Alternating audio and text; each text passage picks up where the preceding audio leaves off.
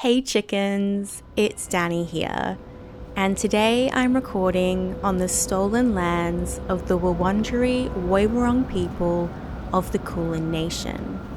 I pay my respect to Wurundjeri Woiwurrung elders, past and present, acknowledge the ongoing impact of colonization, and also recognize First Nations strength, resistance, and love.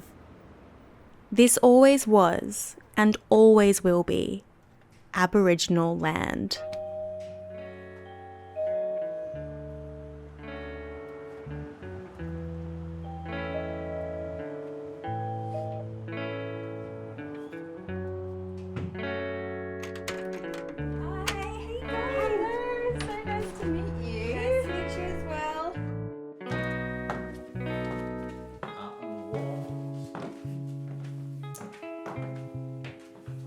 Oh yeah, this is my erotic art collection up the stairs.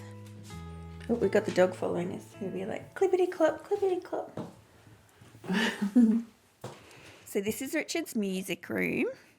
Walk in, we've got a big giant record mat that I bought him for a gift and some guitars, as many as I let him buy. Always room for more guitars. We had an agreement in our wedding vows that he could buy as many guitars and guitar pedals as we can afford. So that sets the limitations. Right now, I think there's 8 there. And I let him have the second room in our house, as long as he lets me have a clothing rack to have all of my costuming, my burlesque performing costumes, my pin-up pageant costumes, and a lot of dresses and things that are really big, because there's no way we could fit it anywhere else in the house. Lots of stairs in this house. Eva finds it hard to navigate sometimes. Richard's favourite thing, the coffee machine. Yeah, on my shelves I have lots of things. We have one of my erotic art sculptures. What did I call them? My peacocks, because they're penises that are adorned like peacocks, very glamorously. And I have some erotic candles. Got my nice little pink vulva candle here, scented musk. Ooh, I got to go to my Care Bears Cove. I have a little hidden dopamine treat, which is my Care Bears Cove. Opening the doors to under my stairs, and there is shelves and shelves of Care Bears. Care Bears that are vintage, starting from 1984 with Champ Bear. I have all the Care Bears cousins. There's a beautiful rainbow of Care Bears, sparkly ones, bright ones, and they all have these beautiful, smiling, happy faces, except Grumpy Bear, of course. And these guys, for me, I guess my Care Bears were my emotional support place, and these also come with unmasking for me. Like, I always felt like I had to be adult and decorate my house like an adult, and then I was like realizing how much I love plush toys.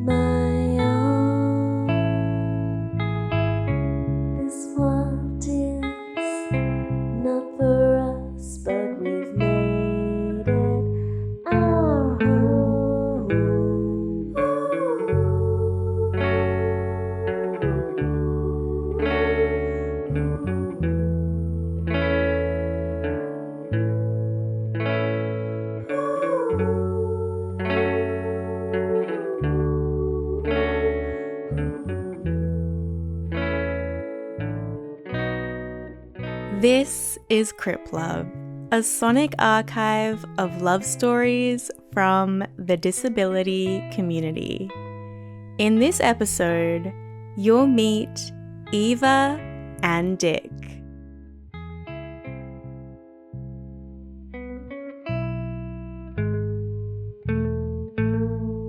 Okay, Dick. Dick is my husband. We've been married since 2018. I first liked him because he's got like a rock and roll kind of style, and I'm a 50s pinup, and I fell for his pompadour because he normally does a pompadour, and I'm all about the hair. And he's got big mutton chops, so everyone's always like, "Hey Elvis," because they can't think of anything else to say. So he's tall with dark brown hair, and he's got the Buddy Holly glasses, and rocks a pomp in a leather jacket, and he loves to play the guitar. So yeah, that's my Dick. So Eva is very eccentric, very interesting, extreme knowledge about pretty much everything. Yeah. And she's my beautiful wife. We met on Tinder.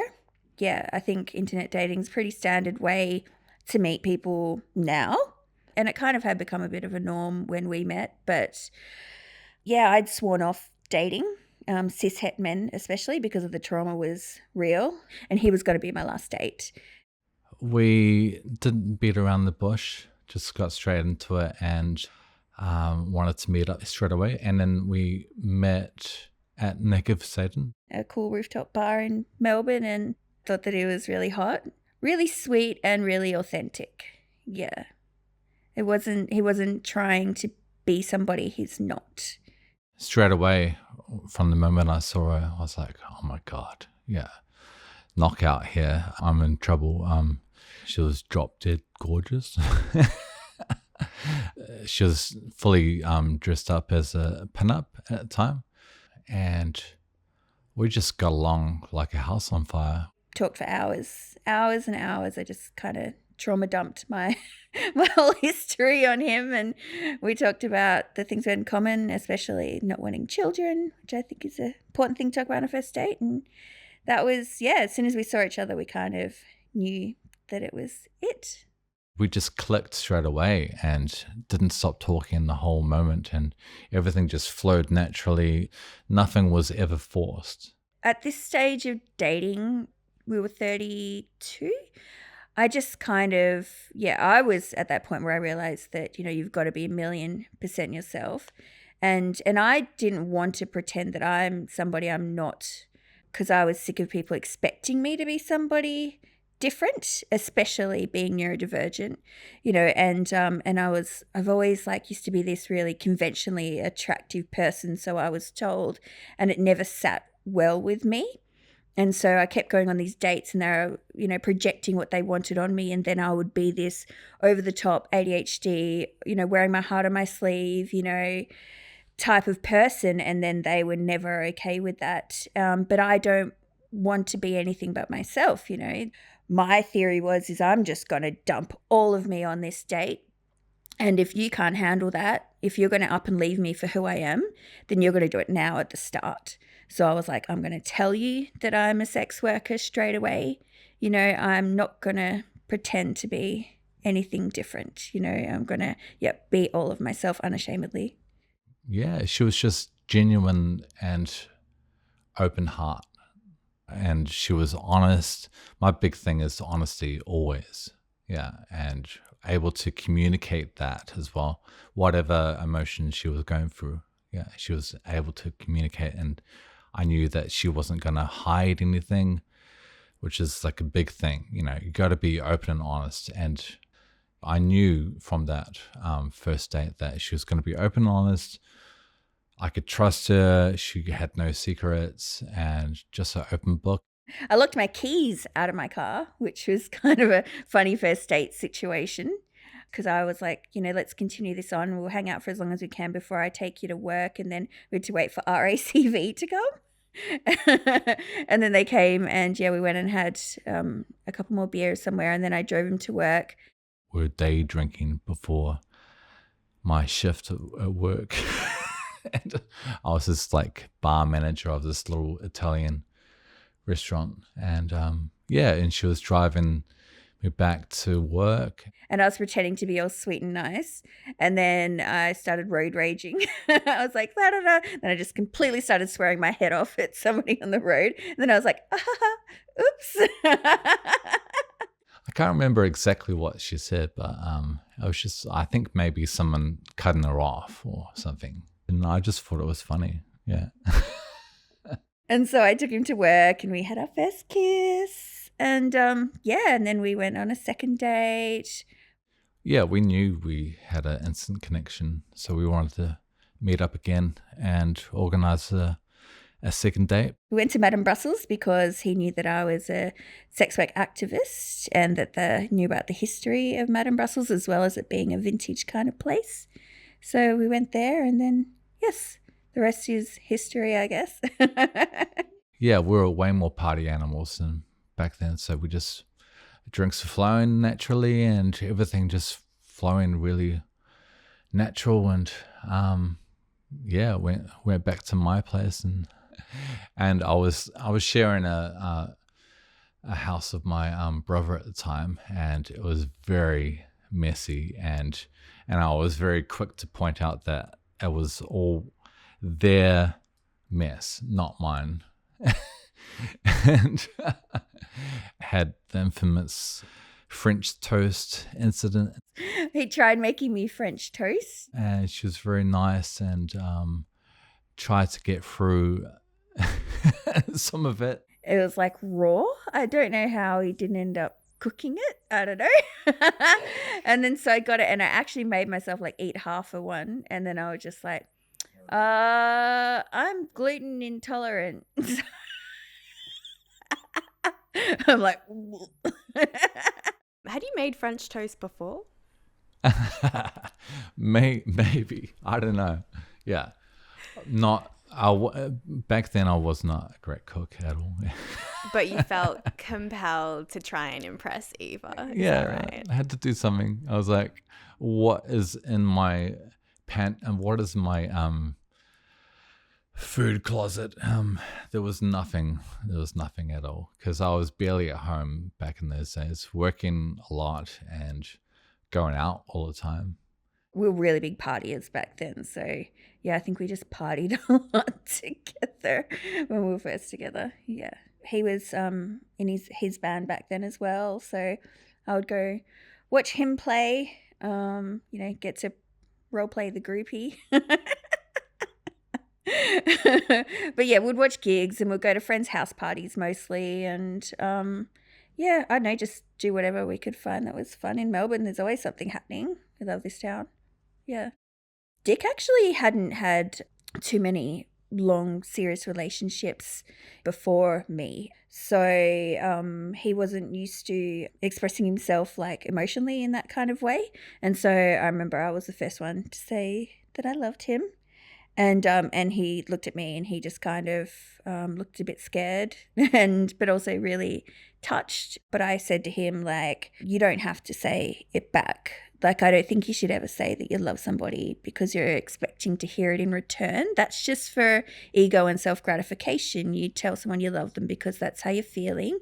And I said to him, it's okay, you can process this and you can tell me it back whenever you're ready. Because I knew that he was there with me on this, all caught up in this loved upness that we were in with all the chemicals and stuff. Like, it was a really, really incredible, wonderful feeling. Like, we were high on that dopamine. We were having good times. This was just a couple weeks in.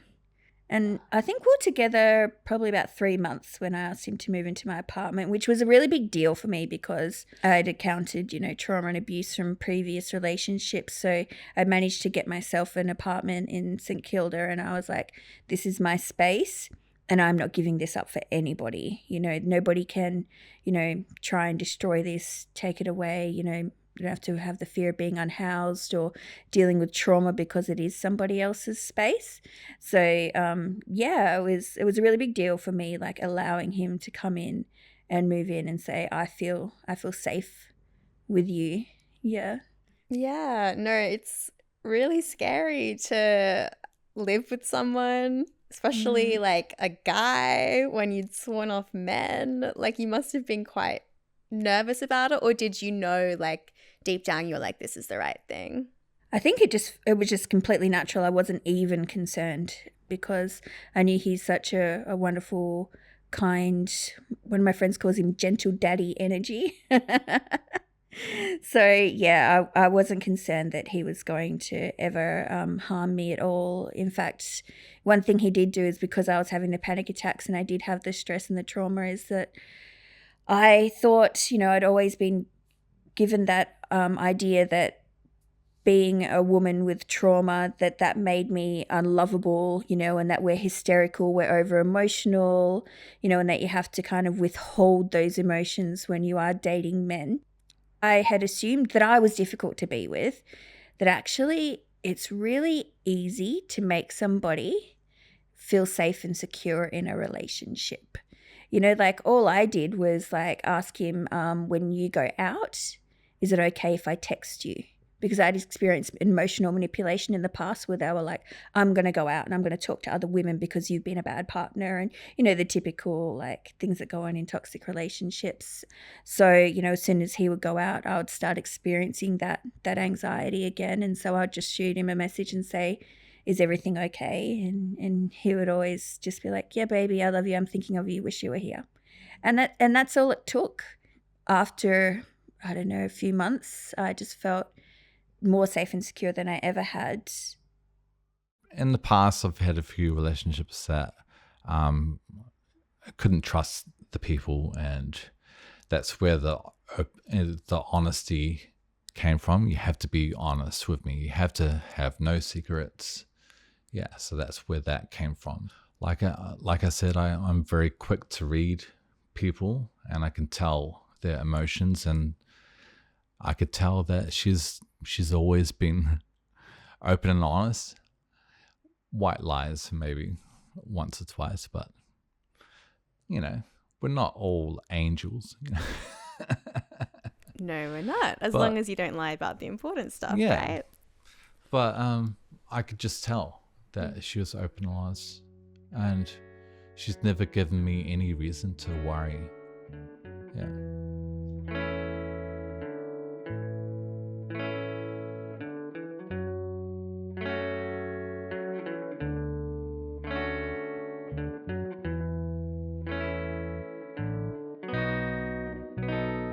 I think we were together for about a year when we were at a party at our friends, and it was their vow renewal party.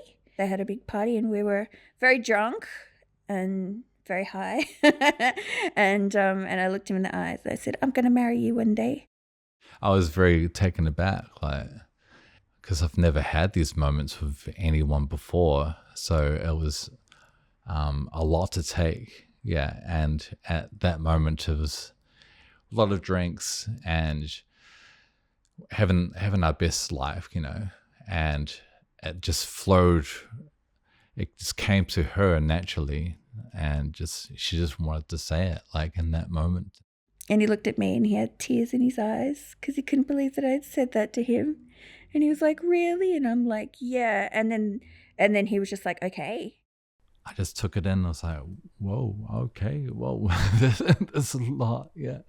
It was happening quite fast. Yeah. But it seemed natural. Like it was not moving too fast, it was on that pace where we're both on the same page, always have been. And alarms were not ringing off. Bells are ringing. Sirens are sounding. That was funny. That was good.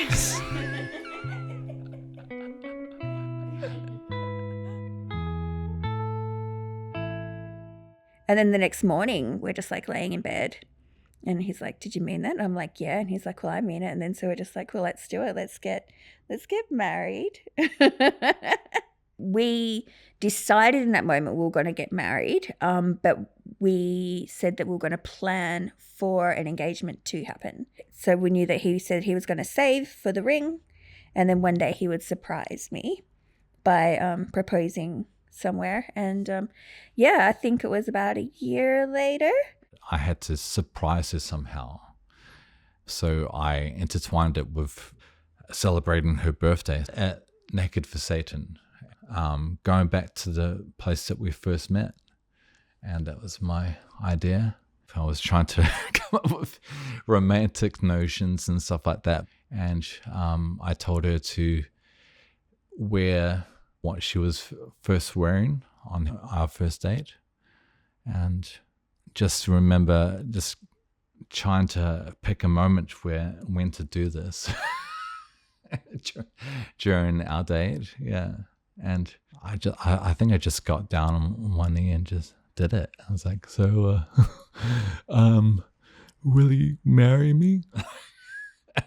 But he was so nervous that he did it so fast. He was like shaking that he did it, and then like got back up again so fast that nobody around even noticed and then it had happened. And I was expecting like people to clap and there to be champagne and everything. And it was just like so fast. But it was very sweet. It didn't make it any less meaningful.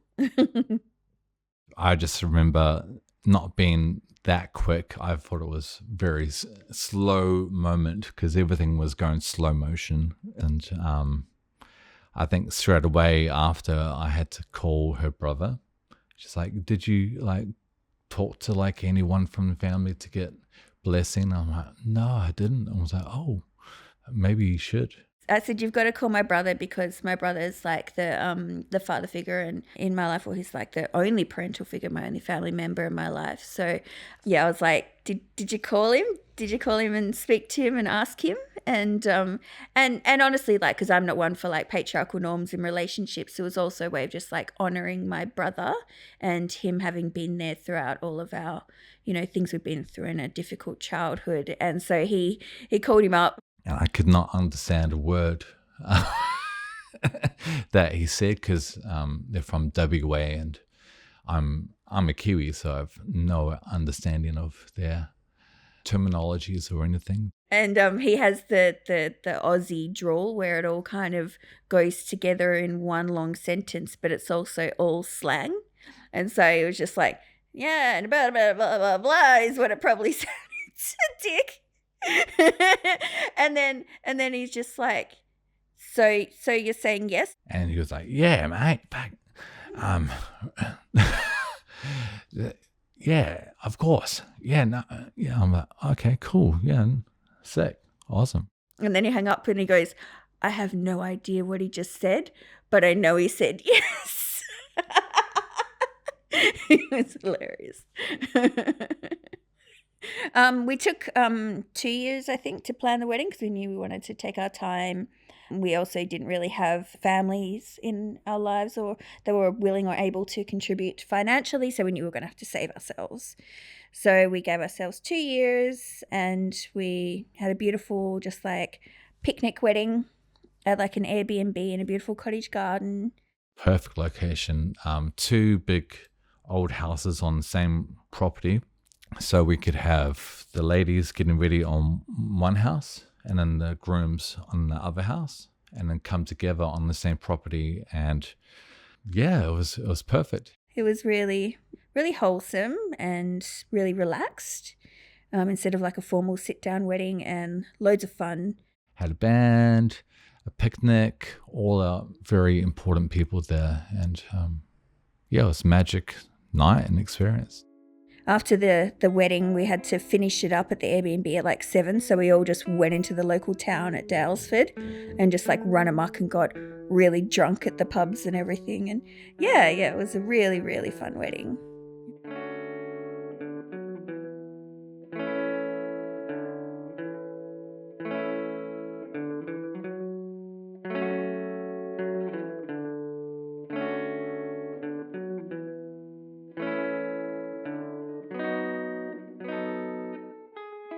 One of the biggest challenges, especially in long-term relationships, is you change so much in a lifetime. Like you won't even know who you are in yourself 5-10 years ago. And being able to make those changes and have that growth and stay together and grow together or find each other again is incredibly hard. And we've been through so many challenges. So I got long COVID, ME/CFS, and MCAS, and a bunch of other things in 2020. Yeah, 2020. So that would have been halfway through our relationship, just kind of coming to the end of lockdowns, or kind of still in lockdowns at the time. This is all very new, And it was new for everybody. Nobody was going through this. Long COVID was not a thing at all. My GP just looked at me and she had tears in her eyes and she goes, "It looks like you have long COVID. There's nothing you can do. We don't know anything yet, you know." And so you just have this thing going on in your body where you can't function, you can't do anything at all, and there's nothing you can do about it. And yeah, it felt like you're free falling, like you're completely unsupported. She's always been very resourceful, and she was quick to navigate and find information about how she was feeling, and finding support groups on Facebook or whatever to figure out what was going on. So we were able to come together and figure it out.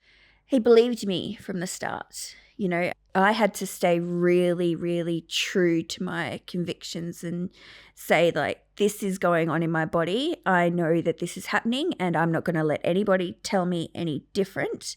And having a partner that was just like, you know, I believe you.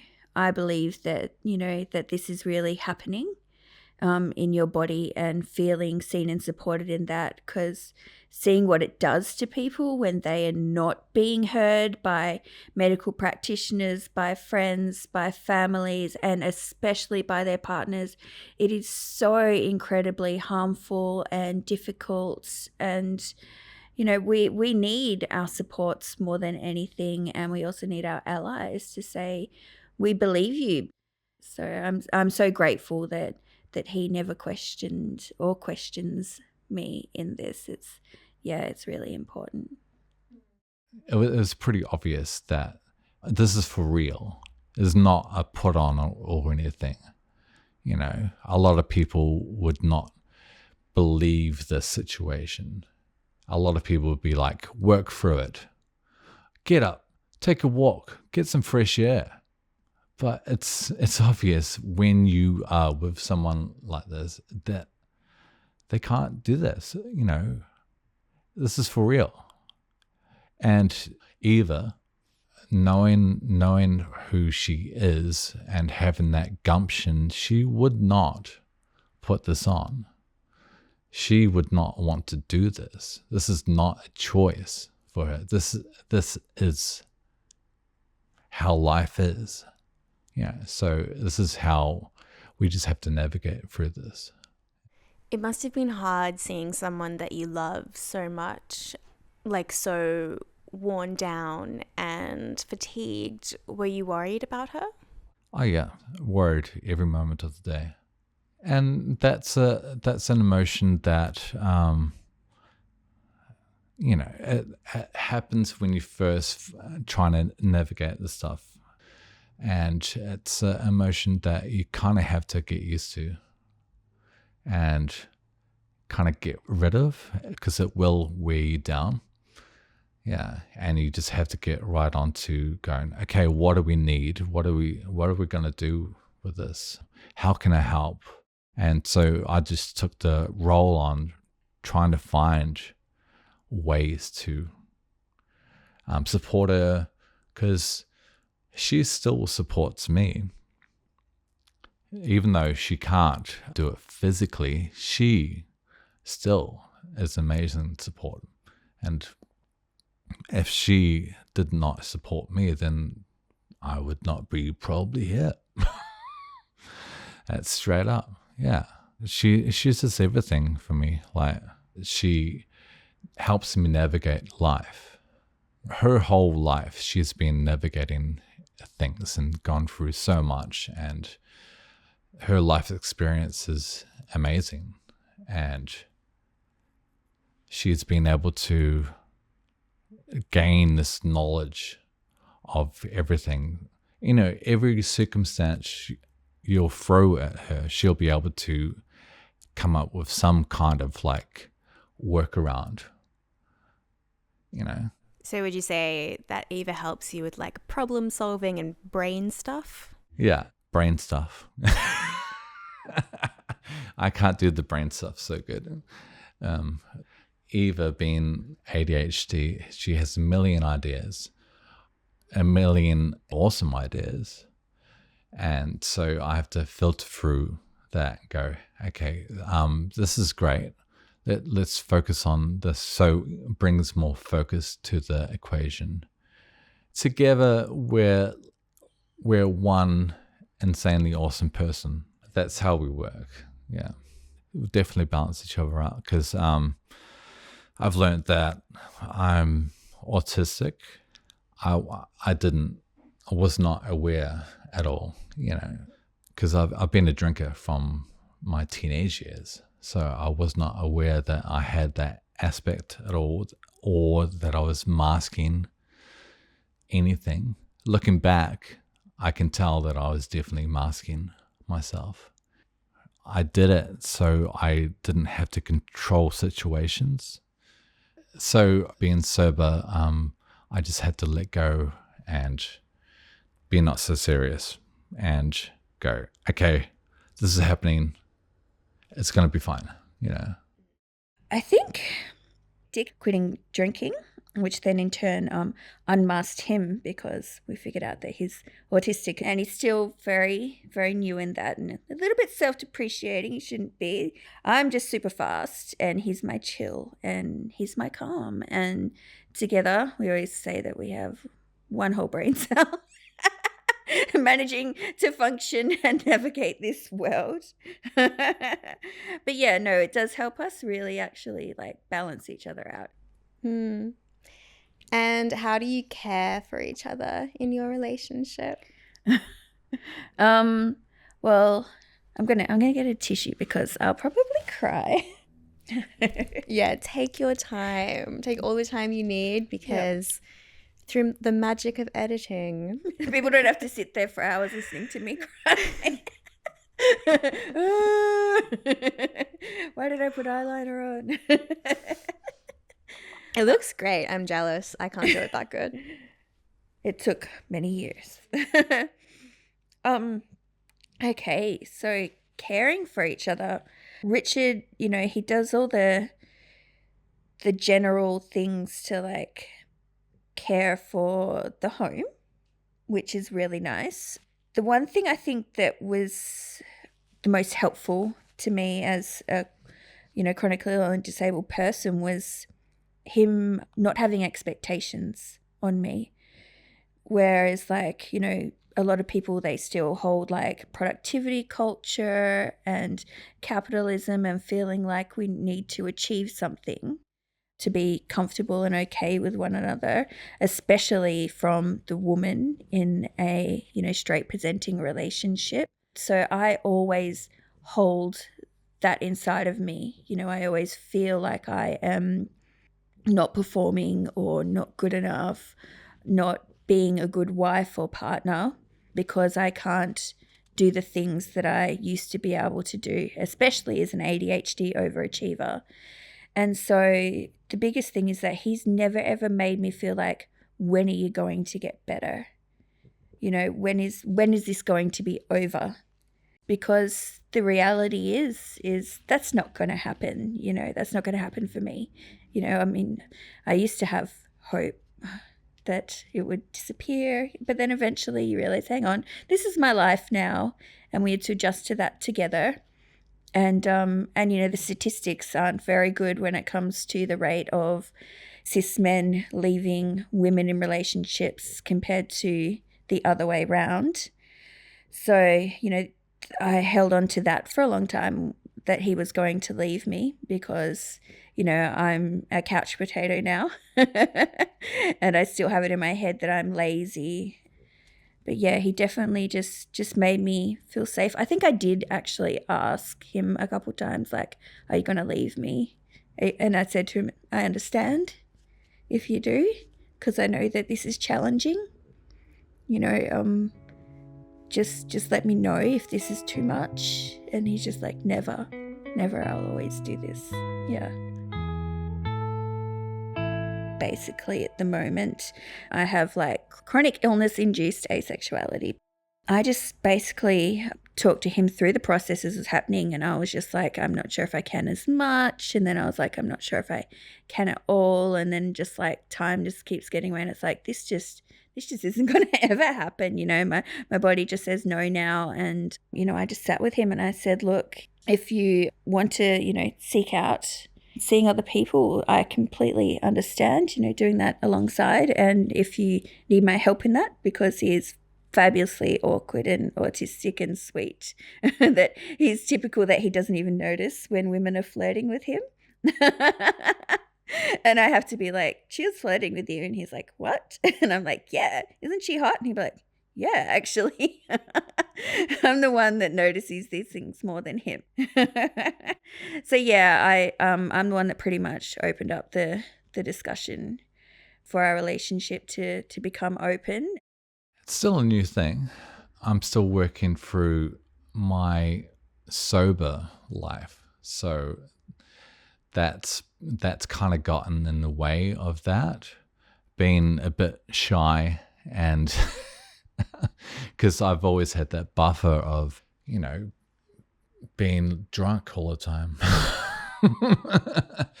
Yeah, having a few drinks was my kind of like superpower, like masking of my true emotions. It's getting there. It's getting easier as time goes by, opening that up, and I think I can kind of be a little bit more lighthearted with that. If I went out, maybe I could kind of have a conversation with someone now and not feel that social anxiety. I have suggested that we go out together, so then I can maybe be like a wing woman or something like that. And then we're probably going to be that creepy couple, like hipster couple at the bar. Then it's cliche looking for the unicorn or something. I really hope we don't come across that. Like, hey, my husband's really nice. Hey. Hey, maybe this podcast will get some nibbles. What are the little joys of your everyday relationship at the moment? Little joys. Gee, I think, yeah, just like silliness and playfulness. I think, yeah, we're getting more and more comfortable with ourselves and unmasking, and things got pretty serious and intense for a while there while we were finding ourselves. And yeah, and just finding the comfort in one another. So yeah, I think just being dorks around each other is, because in the end, when everything goes in a relationship, all you have left is that you're best mates. When you see those little old couples that love each other entirely, because we're all just pre-disabled. And, so we're all going to lose our sexual functioning as well as, other bodily functions. And you're going to see each other in every state there is. All you have left to fall back on is that you just support one another. Yeah. It's really about the little things now. There's no more grand gestures or anything like that, because we're just our world has become so much smaller. So yeah, it's just the beautiful little things. We're not the most sensible adults, which is cool. Yeah. She still surprises me with her ideas and ways to navigate life. And Eva is very silly and makes me laugh all the time. And just little funny jokes. And if she messes up something, we're able to laugh about it. And yeah. That's so beautiful, and it makes a lot of sense that the laughter and the joking around together is what's most important. What are you excited about for the future? Day to day for us, it's hard to plan in anything. So it's very hard to actually look for the future. But I think we've got an idea. We want to eventually find a way to buy a house or something like that, find a nice place to retire, and we always want to keep on traveling. We've got ideas of places we want to go and see around the world. Yeah. This is a really hard one, because when you're chronically ill, it's hard not to focus on just the day and the moment and just surviving through that moment. I think that looking to the future is a luxury that we really can't afford, or that you don't want to do, because it's bleak and it's scary, it's emotional. So I guess just looking forward is just, and hopes for the future is just knowing that we've got each other there just to cuddle and hold and have our puppy dogs.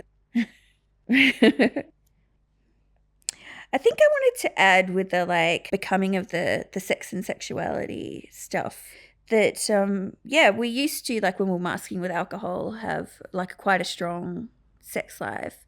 And I myself, was always very comfortable with, being a promiscuous person and a sex worker and stepping into my sexuality. And I was studying to be a sex therapist. I was at university, and I did erotic art and things like that. And then so when I had the rug pulled out from underneath me and became disabled, and, losing my sexuality as well as trying to navigate that in myself and our relationship was like this whole extra layer. And we're still working on it. It always takes work. But yeah, it's like I had to become okay with myself, when my whole identity was based around my sexuality pretty much in my life. But now I'm being able to figure out ways of accessibly studying again to become a sex therapist. And I think that, I can learn from this. And so I'm going to be choosing to focus on sexuality and disability and neurodivergence as well. So hopefully I can help people as they're going through what we've gone through. Something to look forward to. Like I said, it's hard to have things to look forward to, and doing it very gently and slowly, because becoming disabled and chronically ill is learning to live the slow life. And yeah, I'm settling into that and being okay, and not setting my expectations too high. But the good thing is the little things make me really happy now. So yeah, I've got something to look forward to in this.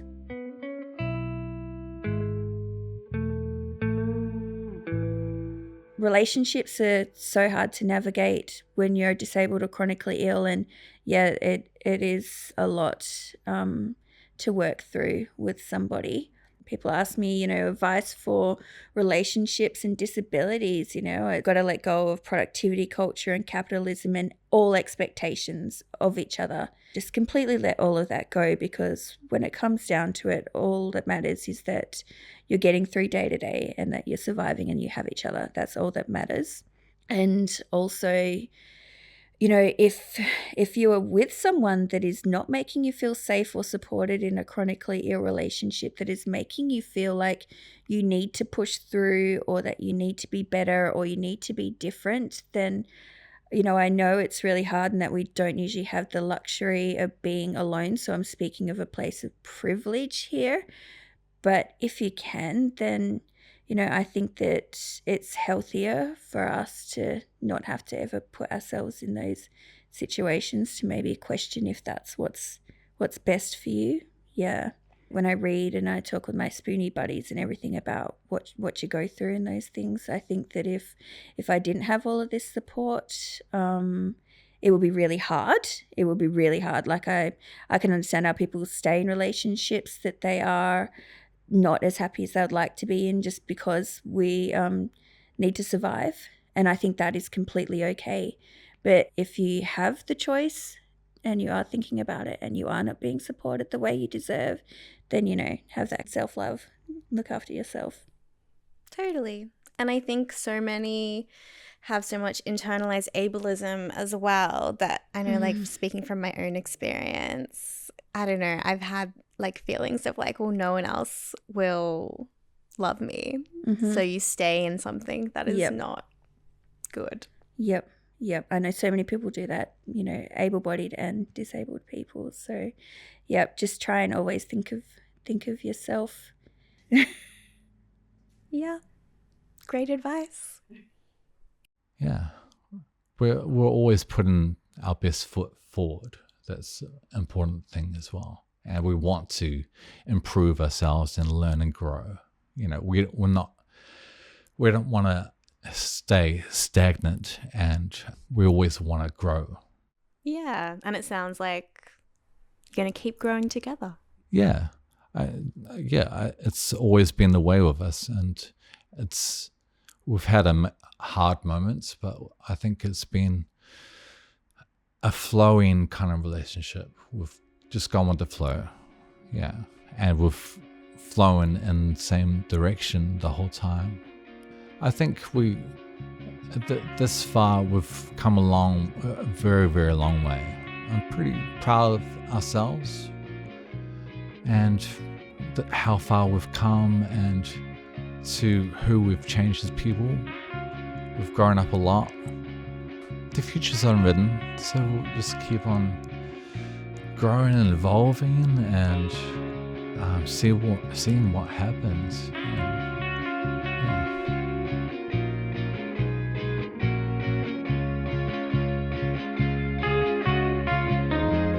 We are two cities under construction constantly, and I'm not who I used to be, but in the end it's still you and me. Crip Love is supported by the New South Wales Government through Create New South Wales. The gorgeous artwork is by Emma Pham, and dreamy music is by Brianna Jones and Paul McAdam. Brie and Paul are in one of my favourite bands, Library Siesta. You can find a link to their Bandcamp in our show notes. You can find open captions for each episode on criplove.net. I'm Danny Stewart. I really appreciate you being here. Thank you so much for listening.